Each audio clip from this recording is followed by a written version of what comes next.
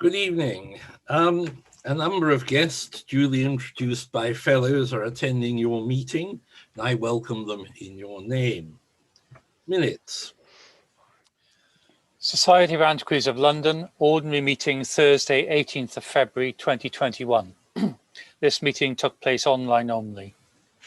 Mr. Paul Drury, President in the Chair. The minutes of the previous ordinary meeting of Thursday, 11th of February 2021 were read and will be signed at Burlington House. This being a meeting for the election of fellows, the following were declared elected. Piers Baker-Bates, Richard Bellison, Tracy Borman, Maureen Cassidy-Geiger, Susan Deasy, Richard Henry, Tracy Ireland, Paul Johnson, Stephen Kay, and Gillian King. The certificates of the following candidates for election were laid before the Society and ordered to be suspended in the usual manner. Graham Kirkham, Tina Mann, Dominic Maschek, Marielle McClatchy, and Griffin Murray. The following communication was then laid before the Society. The Early Medieval Eye and Insular Art, the Codex Amiatinus, the Book of Kells, and the Scholarship of Jennifer O'Reilly by Dr. Carol Farr, FSA. Thanks for return for this communication before the President closed the meeting. Thank you. I will sign the minutes when I'm next back in Burlington House. Meanwhile, if anyone has any corrections, do please email the General Secretary and we will take them into account. Certificates.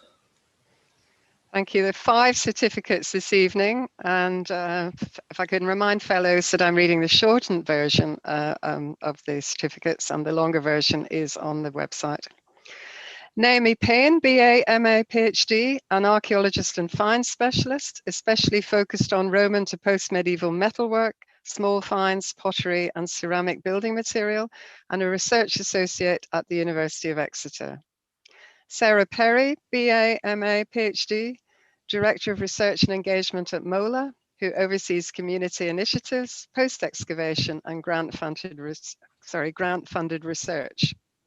George Roberts, BA, MA, PhD, a Regional Curator for the National Trust with responsibility for significant properties across South East England, including the Vine and Mottersfont Abbey.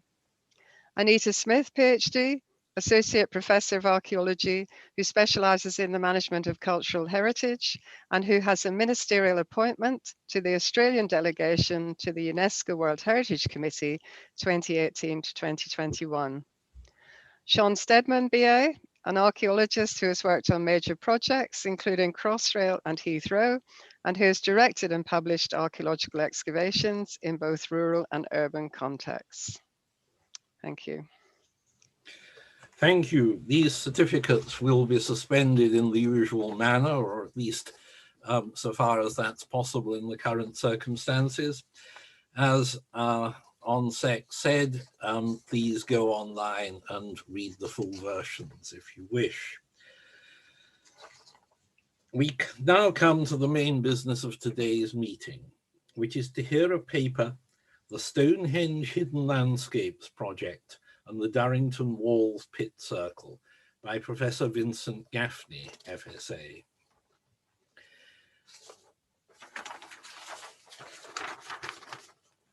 Vince Gaffney is Anniversary Chair in Landscape Archaeology at the Department of Archaeological Services at the University of Bradford. His undergraduate and postgraduate degrees were taken at the University of Reading, but having worked with Julian Richards on his Berkshire Barrows project, Vince followed Julian to work on the Stonehenge Environs project at Wessex.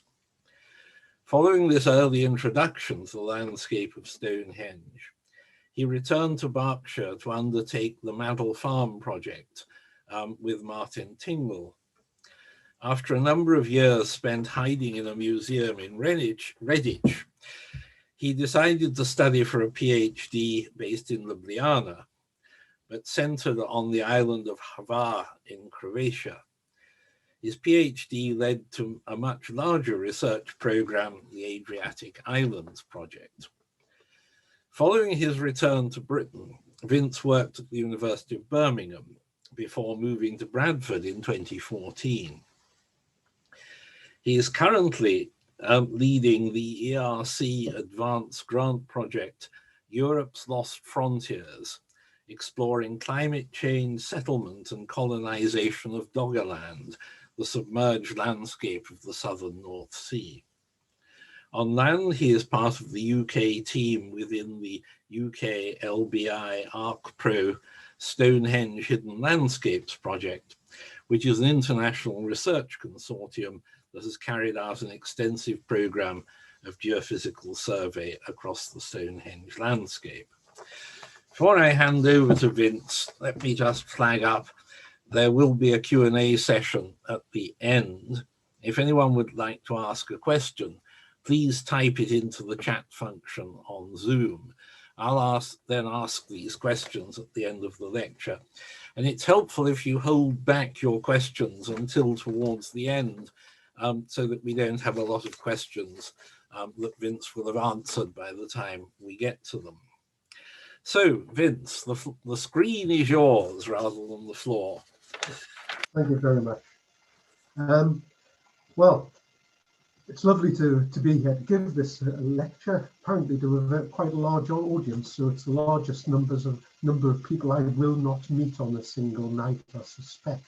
I'm going to go through the work of the Stonehenge Hidden Landscapes project. It's a very large project. It involves very many people, so I'm representing them. I can't take all the credit for that, and I'll give you some insight into the pros and the cons of the work that we've done over the last 11 years now, and an insight into what happened with the Durrington Walls pit circle, and what we currently think about it. Being in Stonehenge, I think it's inevitable that some level of public attraction arrives from almost any work. This is just a small sample of what I've seen recently, particularly following Mike Parker Pearson's recent paper. But you can see Stonehenge attracts everything. Not only archaeological attention, we've got our own COVID lockdown breaches there. I think for English heritage, and we even made it into the dig along with Whitnam clubs for the art magazine there. So we attract a lot of good attention, good and bad. Obviously, the A303 upgrade hasn't always shown us off at our best on any side. But what's happened with the Durrington and the Stonehenge Hidden Landscapes project is just, if you like, more of the same. You know, the fact that you can get an awful lot of attention finding holes in the ground, or as one magazine called it, hole henge, is fairly standard.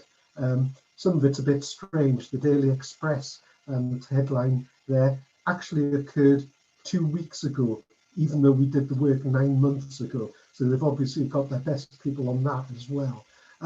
But Stonehenge, it attracts not just public attention, it attracts archaeological attention, and has for some considerable time. We have had many volumes written on the subject, but today we've had more perhaps emphasis on the landscape, the larger landscapes of Stonehenge, than we've seen for many moons. And you know, works which are coming out, Mark Bowden's work on the Stonehenge landscape, Mike's Parker Pearson's very recent thing on the landscape and monuments, or just more in the long tradition of work that's been carried out. For the Stonehenge Hidden Landscapes project, we come from a very specific angle, and particularly in relationship to the proposals put up by Mike Parker Pearson in relationship to the growth of an ancestral landscape in the late 4th and early 3rd millennium BC. The idea of Stonehenge for the dead, Durrington Walls for the living, and to a certain extent the existence of some sort of cordon sanitaire around of the illustrious dead around Stonehenge itself, broadly approximating the visual envelope, the Stonehenge envelope, in which it's hypothesized at various times people perhaps were not allowed to go into, or few people were allowed to go into, and in which the level of activity may not have been so extreme as a consequence. But to my mind, that was, were we looking at the land of the dead or terra incognita? Just the fact that we didn't know about what was happening on an awful lot of this landscape, much of which is characterized by the archaeology we know, the humps and the bumps. And, you know, I was looking back to Dave Batchelor's early GIS analysis of the area and looking at his heat map and the gap around Stonehenge, particularly to the north. And certainly 20 years ago, I was pondering on the fact that was these areas actually empty? And if so, what could we do about it? Well, back in 20 years ago, I'd been working on the geophysical landscape of Rome and Rochester. And what we were doing then certainly wasn't the answer. I mean, you can only persuade your friends to come and drag and push geophysical instruments across large areas only one time in your life. And they weren't going to do it for an area the size of, for instance, the Stonehenge envelope. So that wasn't clearly going to be an answer. The technology wasn't up to it. And even when it began to get up to it, and in 2008, this is my brother Chris and I doing a survey of the Stonehenge Palisade field, just to the west of Stonehenge, even with new multi-sensor magnetometers, GPS integrated, even this was not likely to deal with the landscape the scale we're interested in. I do remember actually talking to Mike and saying we need to go north, south, west, east, top to bottom, left to right. And sadly, I didn't have a large enough extended family to do it with the technology we had at that time. However, in 2010, an option did become available to see if we could look into those areas which we had no recorded archaeology, to see whether there was more to be said about this, to try and tie in the whole of the landscape. And this was when Wolfgang Neubauer in Vienna with the Ludwig Boltzmann Institute established ArcPro, a large multinational European consortium to provide a large-scale geophysical resource to use at landscapes on scale and at a resolution we've never been able to achieve before. And as part of the LBI, the building, I was then at Birmingham, but working with Bradford then to carry out a landscape survey at a scale and resolution that we were able to say more about the entirety of the landscape became a possibility. The idea was to have these surveys motorized, to use multiple geophysical techniques. No technology ever gives you the answer, and to try to produce essentially seamless terrain models, 2D and 3D mapping of the area. And we set off at speed, it can be, as can be seen right here, with a number of technologies garnered through the LBI.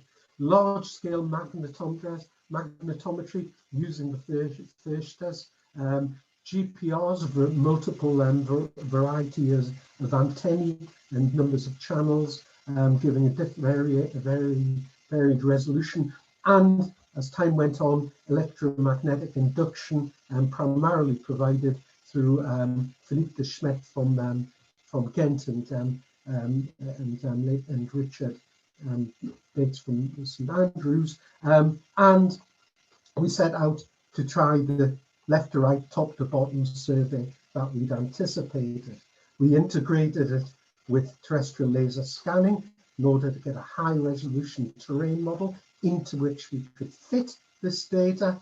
And this, within about 6 years or so, we had effectively carried out about 26 kilometers of non-contiguous survey, multiple technologies over multiple areas. Some things were done at large areas, the magnetometry for certain, some of the GPR data is carried out extensively. Some types of technologies, particularly over outstanding monuments, over less areas. But all in all, we effectively, by the end of 2020, with smaller numbers of surveys after 2016, had covered this as the core area. Most of the area around Stonehenge itself, from Stoke Barrow Group in the southwest, all the way up to Durrington in the northeast. And as my colleagues in Vienna bring the map into a conclusion for publication, the results have been, I think, extremely rewarding, occasionally surprising, sometimes frustrating, and hopefully I'll show you a bit about all of this as we go through. I should say straight away, we hit lucky. This slide shows you where we were parked when we headed off on virtually the day one over to the Amesbury 50 barrow, where we immediately came up with a major change to what had been seen to be a slightly ovate barrow, but you can see it's here. It's a ditched, a multi-ditched site with a series of pits or posts around within it. Hengiform, call it what you like. It certainly wasn't like that before we started doing our survey, and gave great hope that we would find much more in this vein. And we found a lot, some of it perhaps surprising. 120,000 dipoles later, dipoles being what you get in the magnetometry when you come across an iron object. The scale of the numbers of features that we're dealing with has been quite staggering on occasions, but all of them mean something. Even traces of metal in the land, within the topsoil, can often tell us much. These are the utilities and the remains of the Stonehenge aerodrome to the southwest of Stonehenge, showing up in pretty well, simply through the metal which has been the iron which has been left behind. More fundamentally, in archaeological terms, we have in this massive data currently identified something like 466 structures. Now, 75% of those were known. About a quarter of these were not known, or we cannot show that they were known. But the most important point in looking at all these things is that in almost every case we changed something about these monuments in terms of what we had previously believed them to be like, and that in itself, in terms of the dots on the map, has frequently been incredibly important. Some of them, however, have dropped off the radar, as other works may have disproved what we thought. The big X does not mark the spot in this case. It marks a monument which we now believe not to be archaeologically significant at any rate.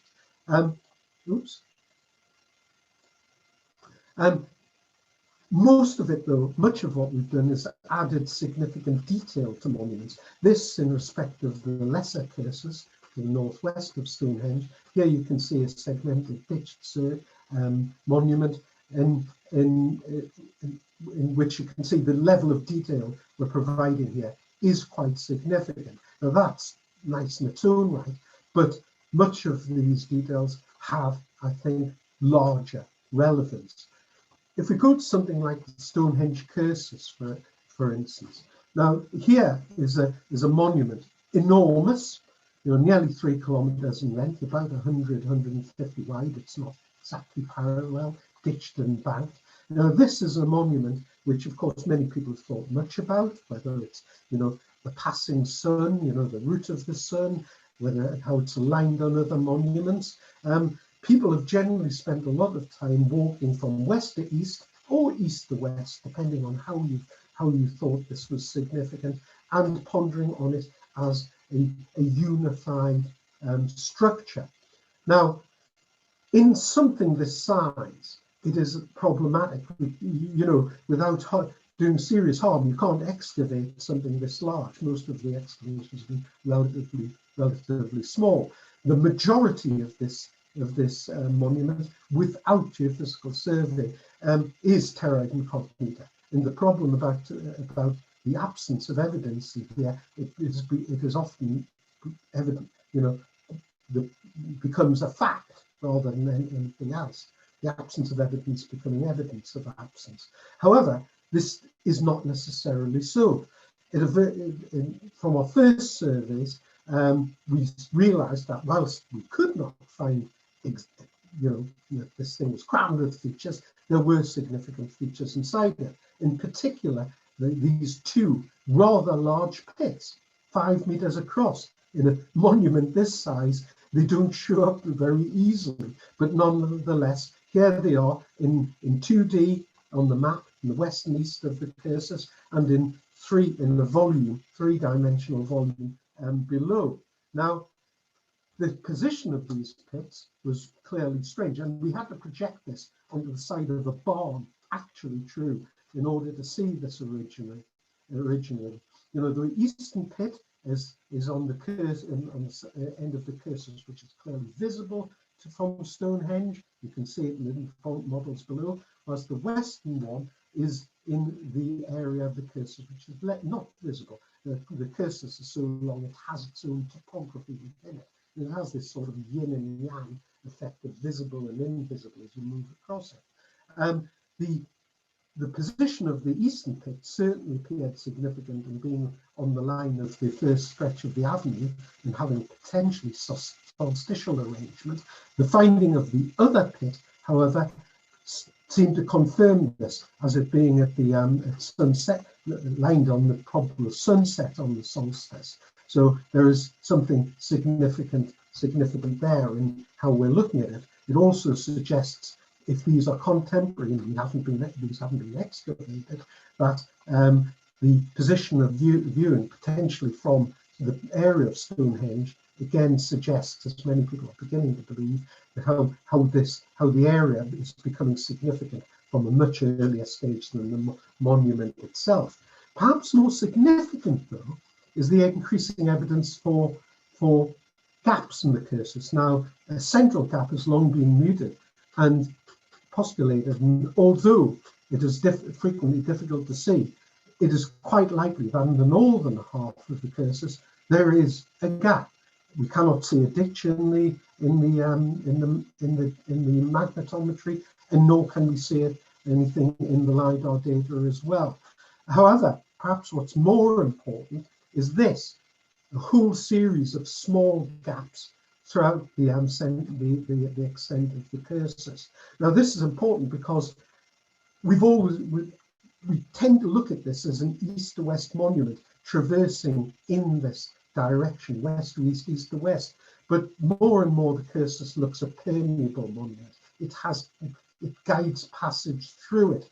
If that's the case, we have to start looking very differently for Stonehenge.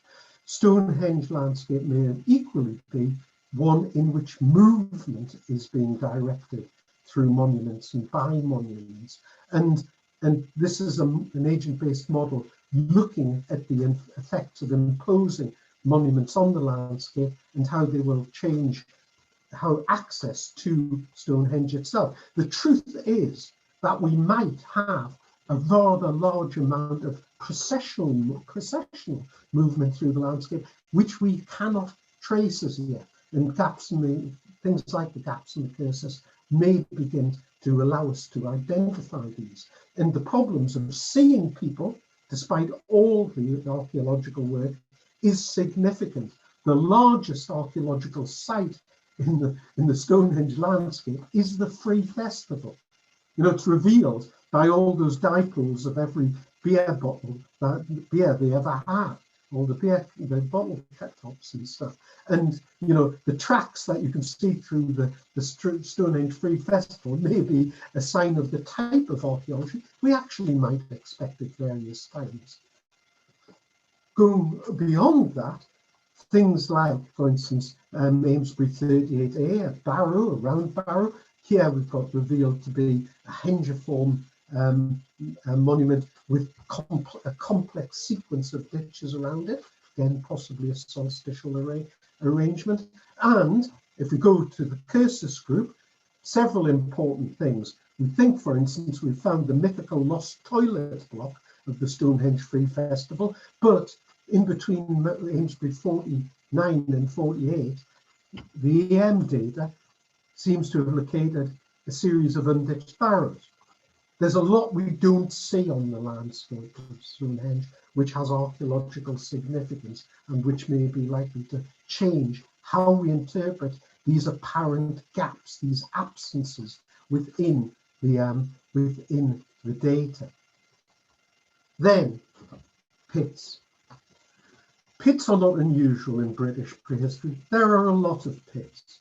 In Stonehenge, there is a ubiquity of pits from the very earliest periods where we have archaeological evidence. The Mesolithic features in the Stonehenge car park, you know, going back to the 9th millennium, you see, you know, and wonderfully displayed as these series of circles in the old car park, which many people thought were roundabouts and tried to drive round them.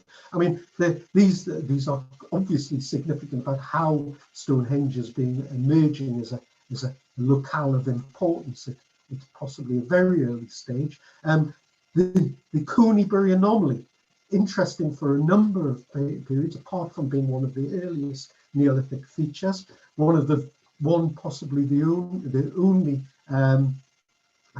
archaeological site named after being a geophysical find. And I think equally important, when I left university to work with Julian Richards, this was my first job, turning the tape for Tony Clark as he did the survey at Conybury. So, you know, this one is important for me. But going beyond this, we've got 60 to 80,000 dots, which may be pits or tree throws or some form of deformation of the chalk surface. And this is beyond normal comprehension in some ways of getting form, structure out of this data set. Here you can see a small sample of individual pits. The top two are from the cursus, but you can see others which are fairly obvious, others which are less. So around the middle bottom ring ditch, you can see 1, 2, 3 likely archaeological pits in between number of many dipoles. But you can also see that some of them appear to have more formative structures. Here's a series of very large pits next to the lesser cursus, and we've got a linear ditch, which is clearly avoiding one of the largest of these features, which is next to a gap in the ditch, and presumably at the edge of the field further down here. But look at these issues. Examples, and the centre is probably the late Roman settlement south of Durrington Walls. Huge amounts of rather different pits. You've got a series next to the probably Middle Bronze Age enclosures, bottom left, which may be associated with who knows agricultural functions of some format perhaps. And on the top left, next to the window-borne stoke barrows, this bizarre double series of pits, which we presume are modern. We have no idea what they are, maybe of military significance. There's the military light railway running through the centre of these. But the point being that there are so many of these things that coping with them, joining the dots, is massively problematic when we're dealing with this. And if we come, of course, to the nub of the perhaps for many people the lectures, we go to Durrington Walls and what happened there. Well, good and bad things happened at Durrington Walls over the year, depending on your point of view. Durrington is well known. It's one of our major henge monuments, first or second in size. I'll let other people argue about that one. Interesting, perhaps for me, is aside from the fact you can drive through it without noticing, is the large scarp on the northwestern side. You can see on the right hand side of this aerial view. The detail of Durrington, of course, has been provided very much by the Stonehenge Riverside project. The work on the precursor village, the Wainwright's earlier work on when they put the road through the site, Julian's excavations on the central enclosures, and many more. You know, we know an awful lot about Durrington as courtesy of these projects, and they're producing wonderful stuff into which we can slot our data and complement it. Our survey of the site was done as much to complete the obvious cluster of major monuments. The Stonehenge Riverside's project had done a survey of the area, no problem, perfectly good. We were wanting to have this done primarily to ensure that we had consistency of technology across the area, and also to carry out multi-sensor surveys. We go back to the point that where we could, we tried to have more than one technology applied, because it told us something different. Much of this detail, perhaps, you could have got from the original magnetometry surveys carried out by Kate Wellham, and you can see the central enclosures. You see the excavations very well, and the later pitting in the eastern section, and the ditch going beyond the road here. More other complementary data. Here's the EM survey done by Richard Bates, and here you can see the bank showing up remarkably well all the way around. Here's the ditch system. Other areas, this is spoil from the road, and in the northwest you've got the a lot of disturbance from the camp, the army camp that was there. However, the level of detail which is coming out, you can see here, prepared by Mario Volner and Nemo Trinks, is remarkable, and we will come to very detailed interpretation soon. Things that were important when you did the survey was not just the geophysics, but also the terrain modeling. It seems quite clear from the profiling across the banks, north, south, east, and west, there's a significant difference in the north and the west where this scarp is. The fact that you've got the ditch, which you can see in the EM survey there, running across the top and the bottom, and the bank at the top, rather suggests that scarp is an individual, is an original part of the structure, and the bank on the top and the ditch post-dated. At least we don't know what that date is, but that in itself is a separate phase of this monument, which has not been fully integrated. Previously, most people thought the scarp was a result of modern ploughing. What was more to the point, perhaps, in the south was when the analysts spotted a whole series of massive features in the GPR beneath the bank, and here you can see these things. We saw them at all along the south. We saw about 90 of these things all underneath the bank. We could see them in the northwest. These seem to be presumably associated with, potentially associated with a number of other features, including a series of heavily truncated pits by Wainwright, discovered by Wainwright, and a series of very large posts by Mike. Now, at the time, we modelled these as being the recumbent stones. Now, we were wrong about that. What they were massive posts, massive pits into which chalk had been rammed, and unfortunately, we couldn't discriminate between chunks of stone rammed in and individual stones. However, the other side of this, whilst I know you might think I should cover my blushes, is that the work actually provided a good insight into two separate phases of this monument, which had not been appreciated. So if you like, you win some, you lose some, and then in the grand scheme of things, I think we won some more correctly. However, what else? Well, 5 years ago, we saw these things in the red circles.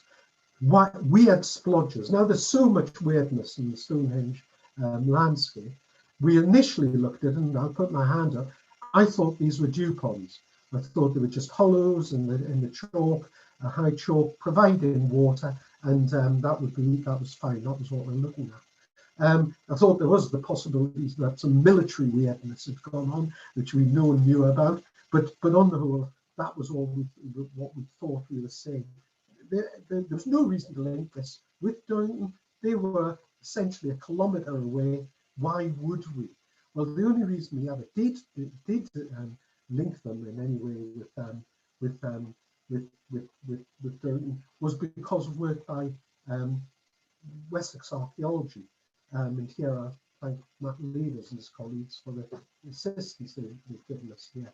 When in talking with Eamon Baldwin, one of our colleagues, who noted that they found a series of large anomalies which looked awfully like ours, we returned to them. And then when we did, we found that there were quite a few, stretching in a massive arc about 1.5 kilometres from just above the Avon all the way up to Strangeways.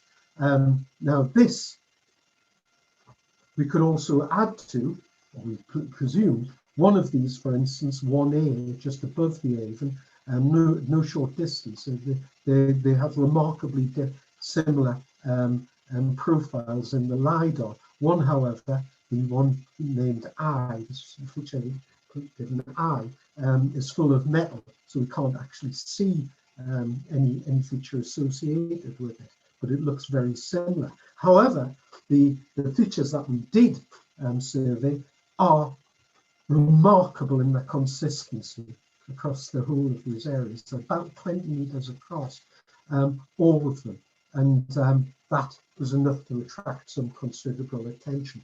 And as we discussed more with our colleagues in Wessex, we realized that there were more things that looked remarkably like this, stretching out from the newly discovered Larkhill Causeway enclosure down a dry valley, and these obviously attracted our attention. Not only some of these, the tops have been excavated.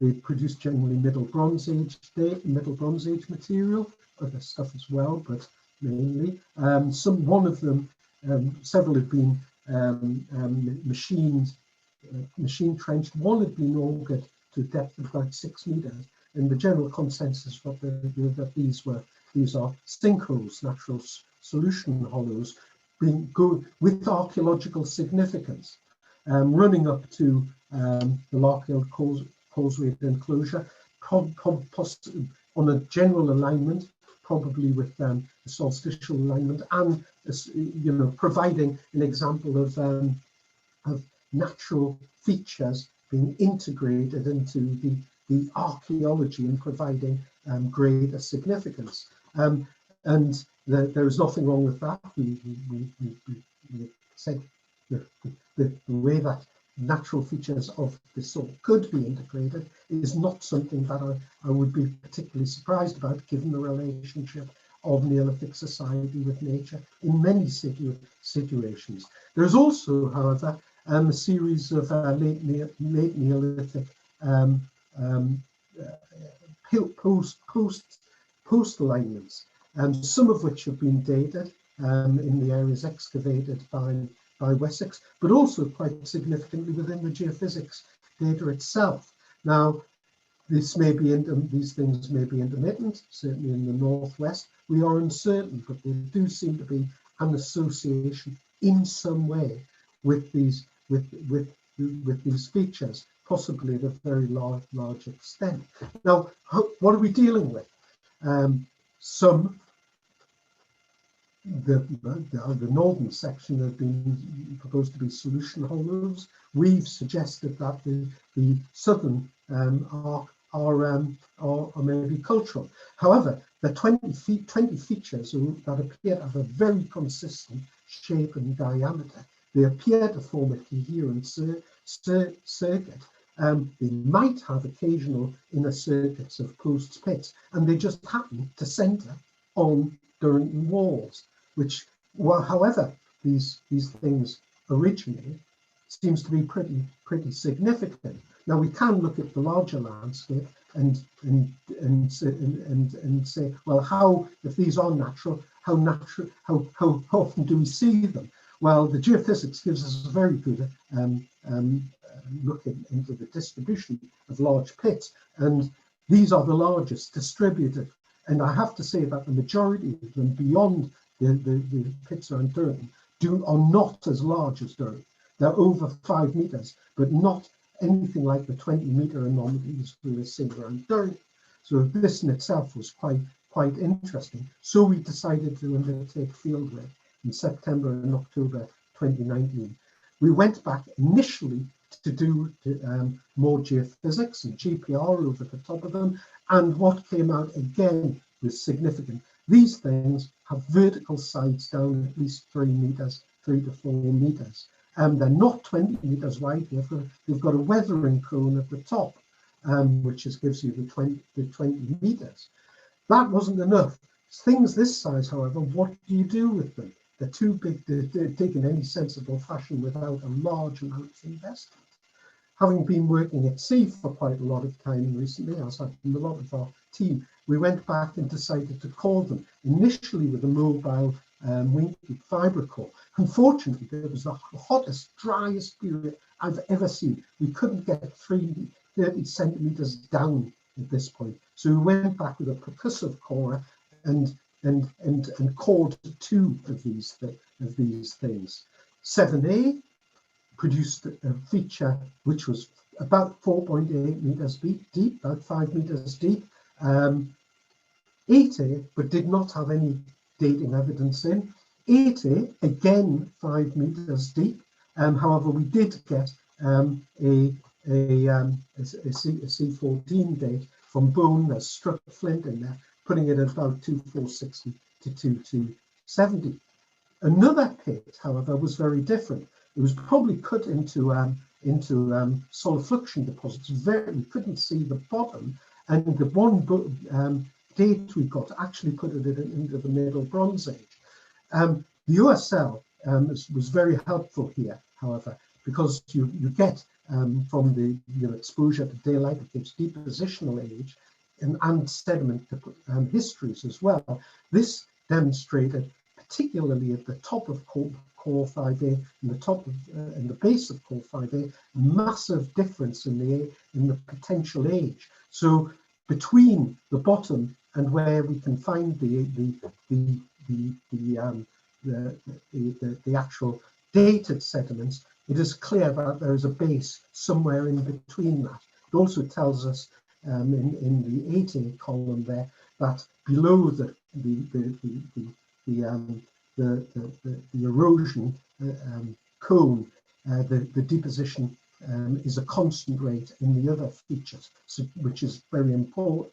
Now, are they natural, these sudden pits? Well, I draw your attention to a pit which looks rather like the ones we're proposing on the top right, and examples of solution hollows provided by Dr. Martin Bates, the geomorphologist working on these, who pointed out that neither did the chord examples have the dark brown rind, the contact between chalk and the overlying sediments, which you'd expect in a solution hollow. So these do not look like solution hollows.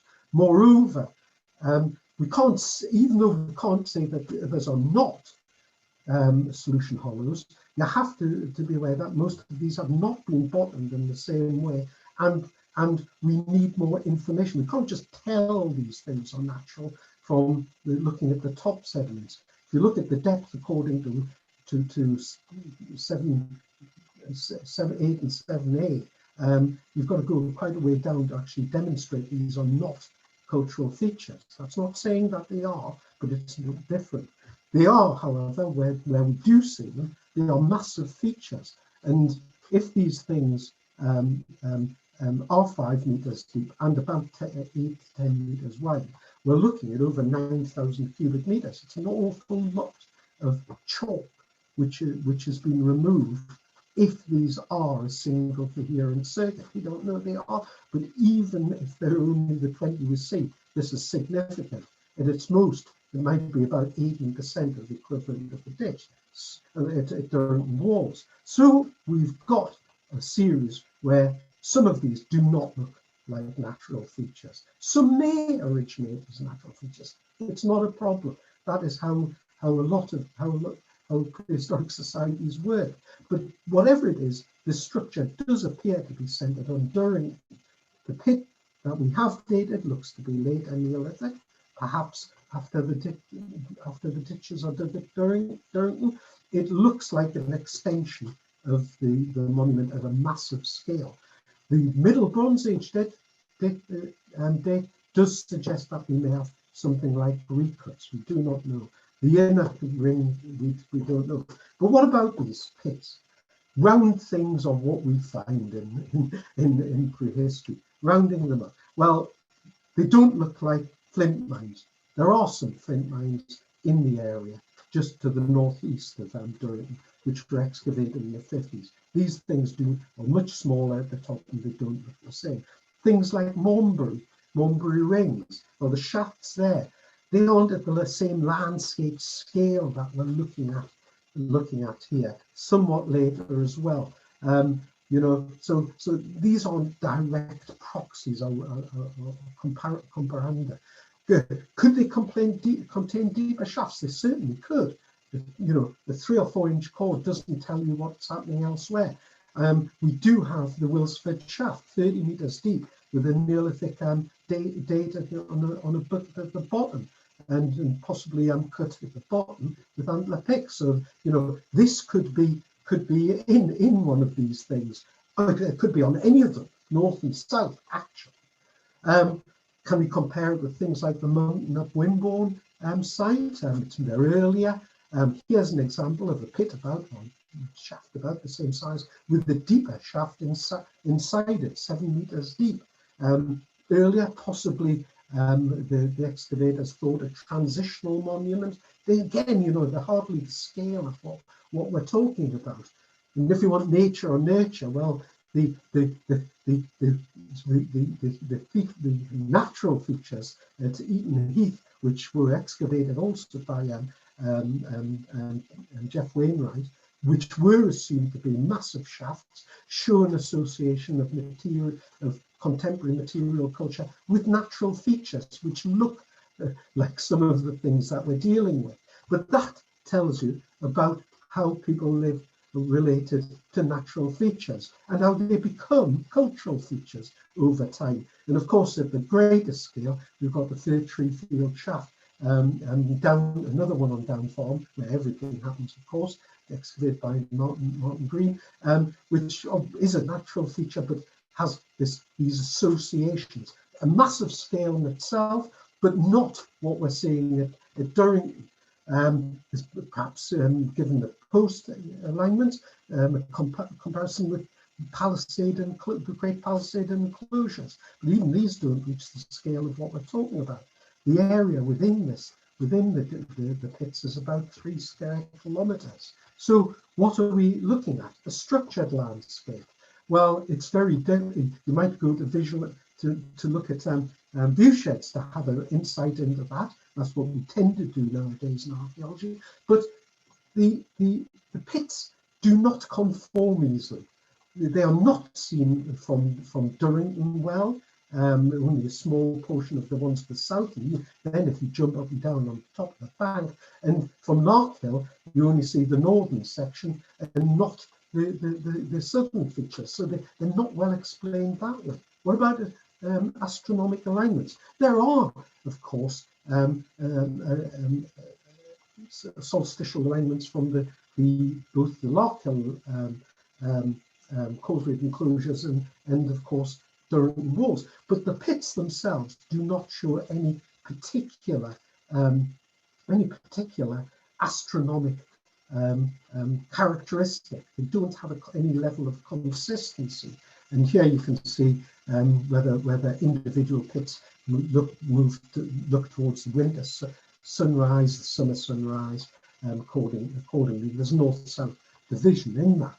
But even the most significant alignment, of course, is towards the summer solstice in Sidbury from Larkhill, but that changes as you go through across the actual pits themselves, which, if they're natural features, is a bit strange in some ways, but nonetheless, that's about all you can say about that. So it isn't an overwhelming explanation. Much more, I think, significant is simply the distance. I mean, they're pleasing on the eye. They appear to be circular, not perfectly circular in their arrangement, but they conform to an average distance of about 860 meters, and the variation, particularly in the south. But that distance does seem to be significant and on accord with tying in the Larkhill causeway enclosure into the circuit in some way. Now, and I will say that it conforms very well in the northern sector, which again in the east, which don't follow the eastern features, which don't follow the Dry Valley, seems to be a bit strange to actually conform to something which is absolutely unnatural. However, if you look at these distances in terms of energy, simply walking, it does look as though many of these pits conform to a distance which is equivalent of walking from Durrington to the Larkhill causeway enclosure. Now that seems to be deliberate, and where the variation occurs, there's probably a fairly simple reason for it. If this is a plant, in any sense of plant structure, it's probably being paced out. Now we know that you can lay out monuments with a degree of accuracy, and there are proposals, for instance, laying out monuments with chalk, with string and chalk drums, which seems perfectly reasonable, but not at this scale. You can't. Was there a kilometre-long length of string in the Neolithic Britain? I do not know. But if this circuit has some merit in it, it is likely to have been evidence, at least for a tally system, in order to lay out such a circuit from Durrington, in order to bring Larkhill into this in some cosmological sense.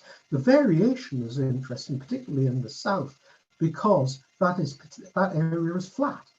Your pace will be longer in that, and in that distance, because that's what happens when you walk across flat land, and there seems to be a deformation as a consequence. To the north, however, these pits are generally in sight of the Larkhill, and they seem to conform more readily to that alignment. So, you know, if there's value in this, it would suggest that Larkhill is significant, and that quite probably, if these things were laid out, they were laid out away from Larkhill, and the error on the south accumulated as a consequence of that. So, you know, given the God view, the thing that GIS is criticised for, we have this thing which appears to be, in some senses, a boundary around Durrington in some ways, but you know, how do we look at that more comprehensively? Well, it's not the only boundary. This has been the debate from the very beginning. Stonehenge has its cordon sanitaire in the later Neolithic, early Bronze Age cosmology. It's demonstrated here in the dark grey area around Stonehenge, and the equivalent area now seems to be evident within around Durrington. It doesn't matter whether some of these pits are natural, or these features are natural or not. But what are we looking at? It looks very binary. We've got two good neighbours here, and you know, good fences make good neighbours, and you know that seems to provide us with yet another binary opposition. But we do have to be careful about that in terms of how we see this. The extent of the potential circuit around Durrington is not the sum of their value. If you look at the area, the cosmographic ordering of the early Bronze Age, and the potential cosmographic ordering in terms of the structure around Durrington, we should at least note that these points themselves have value. And here we have gone back to simple view sheds to show that much of the landscape is incorporated. These things were integral. They had to be integral if they exist at all. And we will have to do more work to be 100% certain, but nonetheless, this is what is up here. And that is part of a much broader message here. The landscape is structured at an immense scale. It may be different to what we have believed in the past, and the things that are happening may be different at a human level. We may be seeing the evidence now for more human movement, for more ways of guiding people through the landscape than we've ever seen before. And that starts to bring the people back into the landscape, if that is true. And on that point, I will stop and thank you all.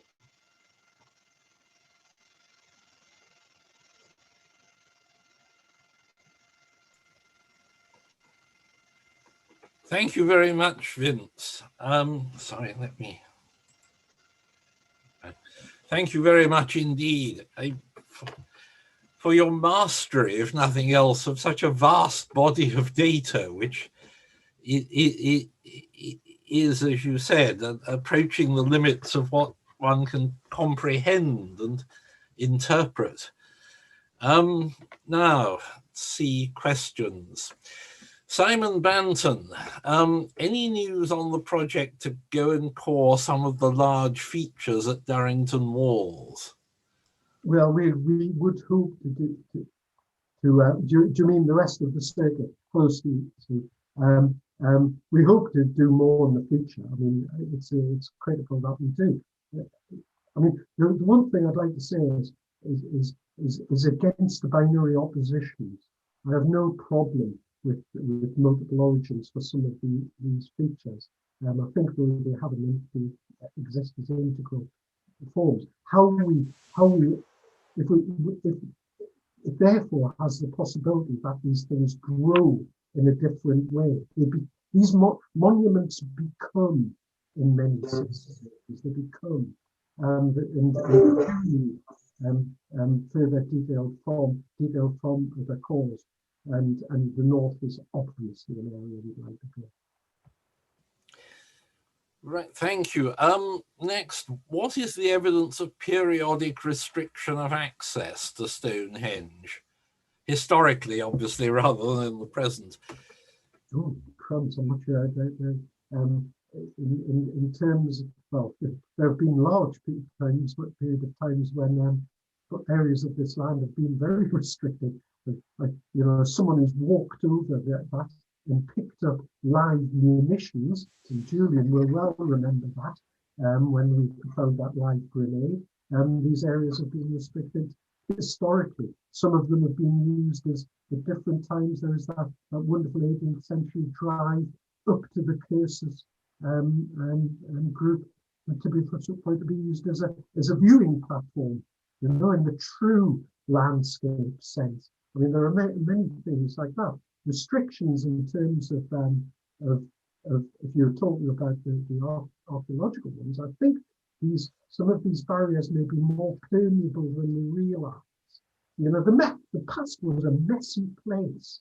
You know, they did things, I think, generally, you know, largely to conform to belief systems, but, you know, it didn't conform in the way that we would like to. We're a very, you know, constrained society, and we try to push it back onto the past. You know, the avenue, for instance, obviously is a constraint in some ways, but we've got at least one other entrance to the avenue, and there may be more in that yet. So this is an area where we're going to have to, we're going to have to, I think, change some of our positions on it and look at Stonehenge from a more people perspective of how people use that landscape rather than how it wasn't used. Thank you. Now, someone else has mentioned they're reminded of Grimes' graves, the flint pits. And could there be another intent such as mining? Grimes' graves, of course, has an incredibly good utilizable flint. Yeah. It does a similar band, or do similar bands of flint exist in Stonehenge landscape? It certainly does to the northeast because there are flint mines next to Durrington. But these things don't look like them. There's no reason to have this structure. You occasionally see flint forming linear lines, following that veins of flint, but not like this. That doesn't mean, of course, that flint could not be extracted from them, but that would be an ad hoc usage, I would suspect, rather than anything else. There's no sign of any of the side galleries following a vein of flint, which are the key. We can't say that they are definitely not there. But again, you'd have to come back to this apparent structure. It just does not fit, or I don't think it fits as an explanation for the pattern you see. That seems much more likely to fit into a cosmological arrangement linked directly with Durrington and Larkhill. Next, John Adams, FSA, asks, if large numbers of cattle were eaten at Stonehenge, do we have any evidence of how and where they might have been corralled? Well, not so far. But you know, to a certain extent, people in cattle are a similar thing. You know, where are most of the people in here? Well, Mike's got his the village, and that's fine. But we don't generally see people moving about in the landscape in such a structured way. Cattle, I guess, would be the same thing. I will say that when we were first looking at this, and I thought they were dew ponds, I thought that might be a reason. Because, you know, on chalk, the one thing you don't want to do is to get the cattle running wholesale to the Adrian. It's not an easy place to get to for water. And I did think, perhaps that's what it would be. I've been quite happy with that. But I don't think we've got that evidence so far. Now, a more controversial question. If the Stonehenge Tunnel project went ahead, based on your experience, would it be possible to discover everything there was to learn from the areas for the cuttings before the engineering work began? I think, in fact, the archaeological work has begun in advance. You know, well, cards on the tables. I wanted a long funnel, and I'm on record to say. Well, you get more by excavation. You know, there's no doubt. I mean, let's be honest. You know, if we didn't believe we were competent archaeologists, we wouldn't do the work we do, and I wouldn't. We do it within the frames of our technologies, and without doubt there'll be better technologies in the future. But that doesn't. But I don't believe that's a reason not to dig as such. So, and you know, I think, you know, I would say the same thing with the geophysics. It doesn't show everything. Everything is not feasibly recovered. But you know, the excavations as and when they do take place will be of a high standard, and I have no doubt of that. And that's the best we can ask for from the teams doing the work. Okay, next question. Sinkholes continue to form and chalk solution is likely happening today. Does that have an impact on interpretation of these large features in the landscape? Well, not as far as I can tell. These, you know, certainly the southern features just look man-made, and that's it. Chemical erosion of chalk continues all the time. I mean, the Neolithic land surface was higher than the one we stand on. So, you know, that continues. But it is difficult to see anything of the sort that we found in the southern section, but vertical site as being anything other than cultural features. I don't see how contemporary, even the amount of acid rain we're anticipating, is likely to transform things to such an extent. The things that worry me are tree throws. They are horrors in geophysics, and they're horrors in excavations. We don't know how to deal with it. Right. Now, any plans to survey the land on the other side of the river towards Bulford and Boscombe Down? Yeah. Anyone got plans to fund it? You know, I think you know, this much still remains for the next generation, I think, is the truth. We've got to publish this stuff. We've got, you know, get it out into the broader domain. The technologies again will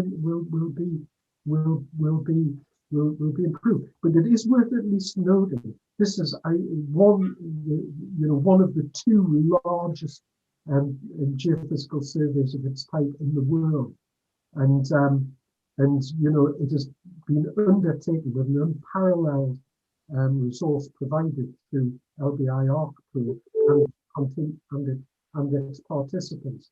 And to do this at the scale that we've done would require a major investment, even with the way, you know, technologies are moving. Everything gets commodified in the end.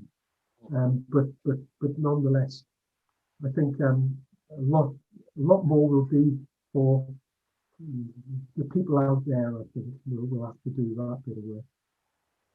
And to end, I think, on a question about the future, what do you personally see as the priorities for further research? What directions should you and others follow from here? To that's a good and a bad question.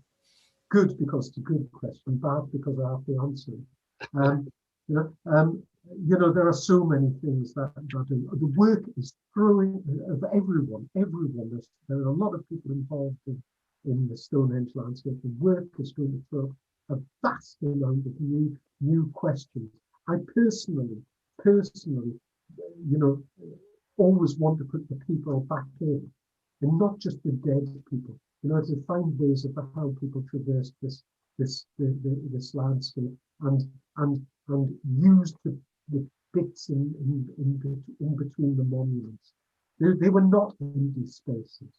We need to shape our vision, our archaeological vision of the landscape to frame new questions, increasingly based upon movement of people and perhaps cattle.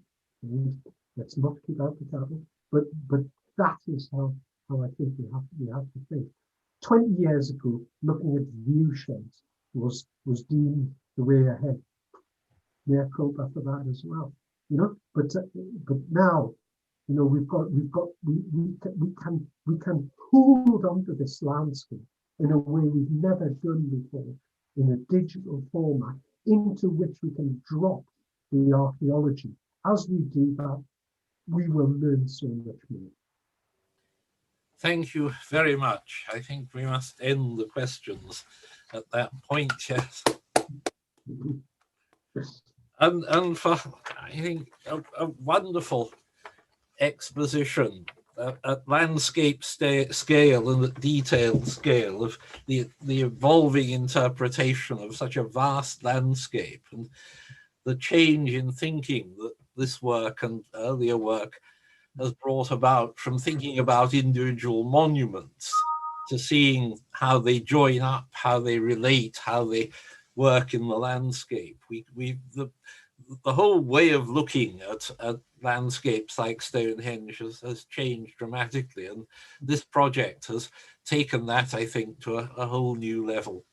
So thank you again. I must now give notice that the next meeting will be on Thursday, the 4th of March, 2021, when we will hear a paper, The First Stones, Penny Relod and Gwernvale in their early Neolithic context, by William Britnell, FSA, and Professor Alastair Whittle, FSA. My apologies as ever for mangling the Welsh language. The meeting stands adjourned.